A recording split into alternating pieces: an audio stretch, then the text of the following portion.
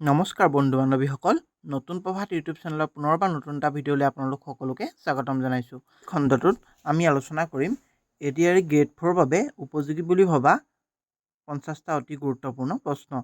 গতিকে আশা কৰিলোঁ আপোনালোকে ভিডিঅ'টো খুব মনোযোগেৰে চাব আৰু প্ৰশ্নসমূহৰ উত্তৰ আপোনালোকে নিজেও চেষ্টা কৰি চাবলৈ যত্ন কৰিব। আহকচোন পলম নকৰি আজিৰ ভিডিঅ'টোৰ মাজলৈ যাওঁ।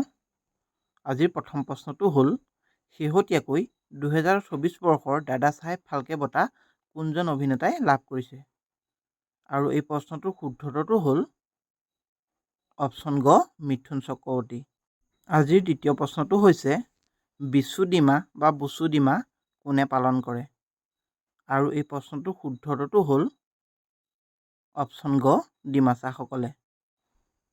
ছিৰিজৰ তৃতীয় প্ৰশ্নটো হৈছে, জোনবিল মেলাৰ সৈতে কোনটো জনগোষ্ঠী বিশেষভাৱে জড়িত? আৰু এই প্ৰশ্নটোৰ শুদ্ধটো হ'ল অপশ্যন ঘ তিৱাসকল। আজিৰ চতুৰ্থ প্ৰশ্নটো হৈছে, অসমৰ প্ৰথমগৰাকী মহিলা পাইলট কোন? আৰু এই প্ৰশ্নটোৰ শুদ্ধটো হৈছে অপশ্যন গ ধীৰা চলিহা হাজৰিকা। আজিৰ পৰৱৰ্তী প্ৰশ্ন, ডাইনী হত্যাৰ বিৰুদ্ধে মাত মাতি অহা মহিলাগৰাকী কোন? আৰু এই প্ৰশ্নটোৰ শুদ্ধটো হ'ল অপশ্যন খ বিৰুবালা ৰাভা। আজিৰ ষষ্ঠ প্ৰশ্নটো হৈছে, প্ৰথম অসমীয়া শিশু আলোচনী ল'ৰা বন্ধু কেতিয়া প্ৰকাশ পাইছিল? আৰু ইয়াৰ শুদ্ধটো হ'ল অপশ্যন খ 1888 চনত। আৰু ইয়াৰ সম্পাদক আছিল কৰুণাভিৰাম বৰুৱা। আজিৰ সপ্তম প্ৰশ্নটো হৈছে, IIT গুৱাহাটী কেতিয়া প্ৰতিষ্ঠা হৈছিল? আৰু ইয়াৰ শুদ্ধটো হ'ল অপশ্যন ক 1994 চনত। আনহাতে 1995 চনৰ পৰা ইয়াৰ ক্লাছসমূহ আৰম্ভ হৈছিল। আজিৰ পৰৱৰ্তী প্ৰশ্নটো হৈছে, অস্কাৰৰ বাবে মনোনীত হোৱা প্ৰথম অসমীয়া ছবি কোনখন? আৰু ইয়াৰ শুদ্ধটো হ'ল অপশ্যন গ ফ্লেছ ৰকষ্টাৰ, যিখন ৰীমা দাসে পৰিচালনা কৰিছিল। আজিৰ আমাৰ ছিৰিজৰ নৱম তথা অতি গুৰুত্বপূৰ্ণ প্ৰশ্নটো হৈছে, 1988 চনত প্ৰথমবাৰৰ বাবে কোনখন অসমীয়া ছবিয়ে ৰাষ্ট্ৰীয় পুৰস্কাৰ লাভ কৰিছিল? আৰু এই প্ৰশ্নটোৰ শুদ্ধটো হ'ল অপশ্যন গ হালধীয়া চৰায়ে বাওধান খায়। আজিৰ দশম প্ৰশ্নটো হৈছে, প্ৰথম জ্ঞানপীঠ বঁটা লাভ কৰা অসমীয়া পুথি কি? আৰু ইয়াৰ শুদ্ধটো হ'ল অপশ্যন ঘ মৃত্যুঞ্জয়, যিখন বীৰেন্দ্ৰ কুমাৰ ভট্টাচাৰ্যই লিখিছিল। পৰৱৰ্তী প্ৰশ্নটো হৈছে, মিছ ইণ্ডিয়া ৱৰ্ল্ড ৱাইড 2024 পোৱা মহিলাগৰাকী কোন? আৰু এই প্ৰশ্নটোৰ শুদ্ধটো হৈছে অপশ্যন ক ধ্ৰুৱী পেটেল। আজিৰ দ্বাদশ প্ৰশ্ন, 2024 বৰ্ষৰ একলব্য সন্মান কোনে লাভ কৰিছে? আৰু এই প্ৰশ্নটোৰ শুদ্ধটো হ'ল অপশ্যন ঘ প্ৰত্যাশা ৰয়। আজিৰ 13 সংখ্যক প্ৰশ্নটো হ'ল, আৰ্গনৰ লগত তলৰ কোনটো জড়িত? আৰু ইয়াৰ শুদ্ধটো হ'ল অপশ্যন গ হাজংসকলৰ সাজপাৰ। আজিৰ চতুৰ্দশ প্ৰশ্নটো হৈছে, ৰাজীৱ গান্ধী খেল ৰত্ন বঁটা বা পূৰ্বৰ ধ্যানচান্দ বঁটা পোৱা প্ৰথম খেলুৱৈগৰাকী কোন আছিল? আৰু এই প্ৰশ্নটোৰ শুদ্ধটো হ'ল অপশ্যন ক দবা খেলুৱৈ বিশ্বনাথন আনন্দ। আজিৰ পঞ্চদশ প্ৰশ্নটো হৈছে, USTM মেঘালয়ে জুবিন গাৰ্গক কি উপাধি প্ৰদান কৰিছে? আৰু এই প্ৰশ্নটোৰ শুদ্ধটো হ'ল অপশ্যন ক ডিলিট সন্মান। প্ৰশ্ন নং 16টো হৈছে, ভাৰত আৰু কোন দেশৰ মাজত নমেডিক এলিফেণ্ট সৈন্য অভ্যাস হয়? আৰু এই প্ৰশ্নটোৰ শুদ্ধটো হ'ল অপশ্যন ঘ মংগোলিয়া দেশৰ মাজত। পৰৱৰ্তী প্ৰশ্ন, প্ৰধানমন্ত্ৰী আৱাস যোজনা বা PMAY কেতিয়া আৰম্ভণি ঘটিছিল? আৰু এই প্ৰশ্নটোৰ শুদ্ধটো হ'ল অপশ্যন ক 25 জুন 2015 চনত। আজিৰ 18 সংখ্যক প্ৰশ্নটো হৈছে, বিশ্ব মানৱ অধিকাৰ দিৱস কেতিয়া পালন কৰা হয়? আৰু এই প্ৰশ্নটোৰ শুদ্ধটো হ'ল অপশ্যন ক 10 ডিচেম্বৰ তাৰিখে। প্ৰশ্ন নং 19, নাগৰিকত্ব সংশোধনী আইন বা কাহ কেতিয়া গৃহীত হৈছিল? আৰু ইয়াৰ শুদ্ধটো হ'ল অপশ্যন ক 11 ডিচেম্বৰ 2019 চনত। 20 নম্বৰ প্ৰশ্নটো হৈছে, মেলেৰিয়া ৰোগৰ কাৰক বীজাণুবিধ কি? আৰু ইয়াৰ শুদ্ধটোতো হ'ল অপশ্যন খ প্লাজডিয়াম ভাইভেক্স। প্ৰশ্ন নং 21টো হৈছে এইডছৰ সম্পূৰ্ণ ৰূপটো লিখা। আৰু এই প্ৰশ্নটোৰ শুদ্ধটোতো হৈছে অপশ্যন ঘ একুৱায়াৰ্ড ইমিউনো ডেফিচিয়েঞ্চি চিণ্ড্ৰম। আপোনালোকে ভিডিঅ'টোৰ পৰা উপকৃত হ'লে অনুগ্ৰহ কৰি ভিডিঅ'টো এটা লাইক কৰি দিব। আৰু যদি চেনেলটো প্ৰথমবাৰৰ বাবে ভিজিট কৰি আছে তেনেহ'লে আপোনালোকে চেনেলটো ছাবস্ক্ৰাইব কৰি দিব। আজি পৰৱৰ্তী প্ৰশ্নটো হৈছে ভাৰতৰ প্ৰথমটো উপগ্ৰহ কি? আৰু এই প্ৰশ্নটোৰ শুদ্ধটোতো হৈছে অপশ্যন খ আৰ্যভট্ট। 1975 চনত এই উপগ্ৰহ নিক্ষেপ কৰা হৈছিল। আজিৰ 23 সংখ্যক প্ৰশ্নটো হ'ল পেনিচিলিন কোনে আৱিষ্কাৰ কৰিছিল? আৰু এই প্ৰশ্নটোৰ শুদ্ধটোতো হ'ল অপশ্যন ক আলেকজেণ্ডাৰ ফ্লেমিঙে। পৰৱৰ্তী প্ৰশ্ন অসমৰ একমাত্ৰ পাহাৰীয়া ৰেল ষ্টেচন কোনটো? আৰু এই প্ৰশ্নটোৰ শুদ্ধটোতো হ'ল অপশ্যন গ হাফলং।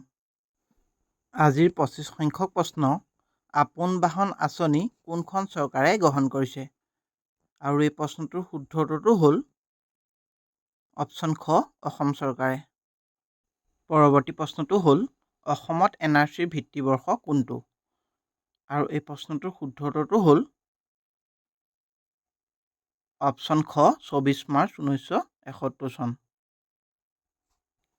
আজিৰ 27 সংখ্যক প্ৰশ্ন তলৰ কোনখন ৰাজ্য কৰ্কট ৰেখাই স্পৰ্শ কৰা নাই? আৰু এই প্ৰশ্নটোৰ শুদ্ধটোতো হ'ল অপশ্যন ঘ কেৰালা ৰাজ্য। প্ৰশ্ন নং 28 অসমৰ ৰাষ্ট্ৰীয় নাগৰিকপঞ্জী চমুকৈ NRCৰ প্ৰথমজন মুখ্য সমন্বয়ক কোন আছিল? আৰু এই প্ৰশ্নটোৰ শুদ্ধটোতো হ'ল অপশ্যন খ ফটিক হাজেলা। প্ৰশ্ন নং 29টো হৈছে কোন তাৰিখে অসমত মুছলিম বিবাহ সংশোধনী আইন গৃহীত কৰা হয়? আৰু এই প্ৰশ্নটোৰ শুদ্ধটোতো হৈছে অপশ্যন খ 23 ফেব্ৰুৱাৰী 2024 চনত। আজিৰ 30 সংখ্যক প্ৰশ্ন নয়নমণি শইকীয়া কি খেলৰ লগত জড়িত? আৰু এই প্ৰশ্নটোৰ শুদ্ধটোতো হ'ল অপশ্যন গ লন বল। প্ৰশ্ন নং 31টো হৈছে কোনগৰাকী অসমৰ মহিলা খেলুৱৈয়ে ভাৰতৰ মূল দলক স্থান লাভ কৰিছে? আৰু এই প্ৰশ্নটোৰ শুদ্ধটোতো হ'ল অপশ্যন খ উমা চেত্ৰীয়ে। আজিৰ 32 সংখ্যক প্ৰশ্ন the animal welfare field veterinarian award 2024ত অসমৰ কোনে লাভ কৰিছে? আৰু এই প্ৰশ্নটোৰ শুদ্ধটোতো হ'ল অপশ্যন খ প্ৰাণজিৎ বসুমতাৰীয়ে। সংখ্যক প্ৰশ্নটো হৈছে লাক্ষাদ্বীপ দ্বীপপুঞ্জ ক'ত অৱস্থিত? আৰু এই প্ৰশ্নটোৰ শুদ্ধটোতো হ'ল অপশ্যন ঘ আৰৱ সাগৰত। 34 সংখ্যক প্ৰশ্নটো হৈছে কালাহাৰী মৰুভূমি ক'ত আছে? আৰু এই প্ৰশ্নটোৰ শুদ্ধটোতো হ'ল অপশ্যন ক আফ্ৰিকা মহাদেশত। 35 নম্বৰ প্ৰশ্নটো হৈছে প্ৰধানমন্ত্ৰী সূৰ্য ঘৰ যোজনা কেতিয়া শুভাৰম্ভণি ঘটিছিল? আৰু এই প্ৰশ্নটোৰ শুদ্ধটোতো হ'ল অপশ্যন ক 15 ফেব্ৰুৱাৰী 2024 চনত। প্ৰশ্ন নং 36টো হৈছে ইনচেলবাৰ্গ ক'ত পোৱা যায়? আৰু এই প্ৰশ্নটোৰ শুদ্ধটোতো হ'ল অপশ্যন ক মৰুভূমি অঞ্চলত। পৰৱৰ্তী প্ৰশ্নটো হৈছে পৃথিৱীৰ গাতে লাগি থকা বায়ুমণ্ডলৰ স্তৰটো কি? আৰু এই প্ৰশ্নটোৰ শুদ্ধটোতো হ'ল অপশ্যন ঘ টপস্ফিয়াৰ। আজিৰ 38 সংখ্যক প্ৰশ্নটো হ'ল বিষুৱৰ সমান্তৰালকৈ কল্পনা কৰা বৃত্তাকাৰ ৰেখাবোৰক কি বোলা হয়? আৰু এই প্ৰশ্নটোৰ শুদ্ধটোতো হ'ল অপশ্যন খ অক্ষৰেখা। বন্ধু বান্ধৱীসকল আপোনালোকে যদি আজিৰ ভিডিঅ'টোৰ পৰা উপকৃত হয় তেনেহ'লে অনুগ্ৰহ কৰি ভিডিঅ'টো এটা লাইক কৰি দিব। আৰু লগতে প্ৰথমবাৰৰ বাবে যদি এই ভিডিঅ'টো চাই আছে তেনেহ'লে মোৰ চেনেলটো ছাবস্ক্ৰাইব কৰি আগবঢ়াই লৈ যোৱাত সহায় কৰিব। আজি পৰৱৰ্তী প্ৰশ্নটো হ'ল পৰৱৰ্তী প্ৰশ্ন ভূপৃষ্ঠৰ ওপৰৰ স্তৰটোক কি বোলা হয়? আৰু এই প্ৰশ্নটোৰ শুদ্ধটোতো হ'ল অপশ্যন ক ভূত্বক। সংখ্যক প্ৰশ্নটো হ'ল ছিকিমৰ ৰাজধানী কি? আৰু এই প্ৰশ্নটোৰ শুদ্ধটোতো হ'ল অপশ্যন খ গেংটক। প্ৰশ্ন নং 41 ল'টাছ টেম্পল ক'ত অৱস্থিত? আৰু এই প্ৰশ্নটোৰ শুদ্ধ উত্তৰটো হৈছে অপশ্যন খ নতুন দিল্লীত।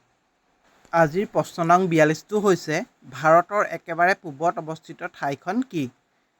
আৰু এই প্ৰশ্নটোৰ শুদ্ধ উত্তৰটো হৈছে অপশ্যন ক কিবিথু, যিটো অৰুণাচল প্ৰদেশত আছে। আজিৰ পৰৱৰ্তী প্ৰশ্নটো হৈছে শুংগ বংশ কোনে প্ৰতিষ্ঠা কৰিছিল? আৰু এই প্ৰশ্নটোৰ শুদ্ধ উত্তৰটো হৈছে অপশ্যন খ পুষ্যমিত্ৰ শুংগই।